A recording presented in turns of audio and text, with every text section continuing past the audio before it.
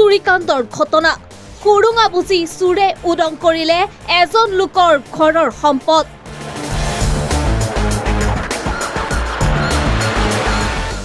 লণ্ড ভণ্ড কৰি লুটপাট চলালে সলনাৰ মিথুন মজুমদাৰৰ গৃহ।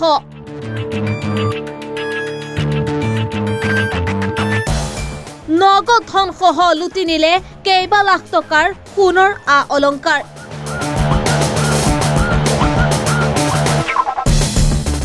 ক্ষেত্ৰত সংঘটিত এই চুৰিকাণ্ডই তীব্ৰ চাঞ্চল্যৰ সৃষ্টি কৰিছে।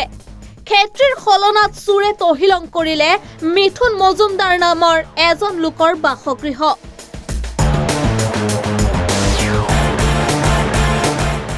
পৰিয়ালটো ঘৰত নথকাৰ সুযোগ গ্ৰহণ কৰি চুৰে আলমিৰা ভাঙি লুটি লৈ গ'ল নগদ 1,20,000 টকাৰ লগতে কেইবা লাখ টকাৰ সোণৰ আ অলংকাৰ।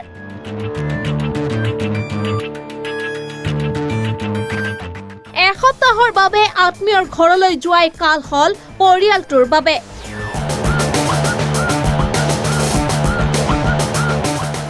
ঘটনা অনুসৰি ক্ষেত্ৰীৰ সলনা নিবাসী মিথুন মজুমদাৰৰ পৰিয়ালটো বিগত প্ৰায় এটা সপ্তাহ ধৰি লংকাৰ আত্মীয়ৰ ঘৰলৈ গৈছিল। ঘৰত তলা ওলমি থকাৰ সুযোগ লৈ চুৰে চলাই এই সম্পত্তি লুটৰ অভিযান।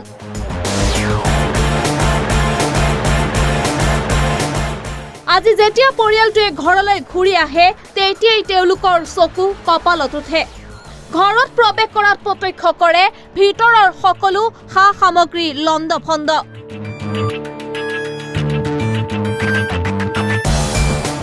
চুৰৰ এই দুঃসাহসিক কাণ্ডই এতিয়া সমগ্ৰ অঞ্চলটোতে তীব্ৰ আতংকময় পৰিৱেশৰ সৃষ্টি কৰিছে।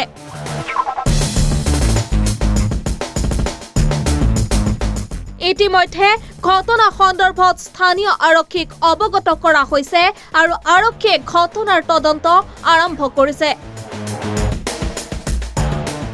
মানে আমাৰ হেৰি মৰিছে নহয়, আমাৰ বাইদেউ ছোৱালী এজনী মৰিছে।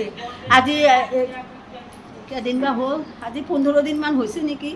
বাইদেৱে খুব কান্দা কাটি কৰি আছে ছোৱালীটো যেতিয়া যাবৰ কাৰণে। এইটো বাইদেৱে চব জানে আমাৰ ঘৰৰ কাহিনীটো। তেতিয়া মোক কৈছে কি ভনী তই আয় মোৰ ছোৱালীটো মৰিছে। 5 বছৰ ছোৱালীটোৰ বিয়া হৈছে, 3 বছৰৰ এটা ল'ৰা আছে। মই সেইটো কাৰণে মই কৈছোঁ মই লংকাও যাব লাগে, এটা গোহাঁইৰ ঘৰত সিংহাসন আনিব লাগে আৰু মই বাইদেউৰ ঘৰতো যাম। লংকাই মোৰ মাৰ ঘৰৰ লংকা, বাইদেউৰ ঘৰৰ লংকা।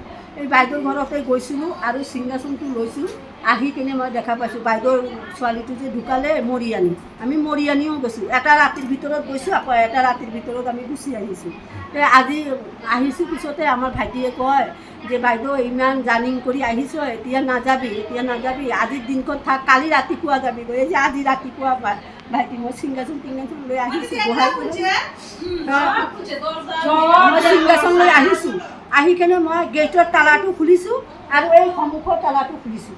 খোলাৰ পিছত এইফালে সব ঠিক আছে, তালা চালা মাৰা সব ঠিক আছে।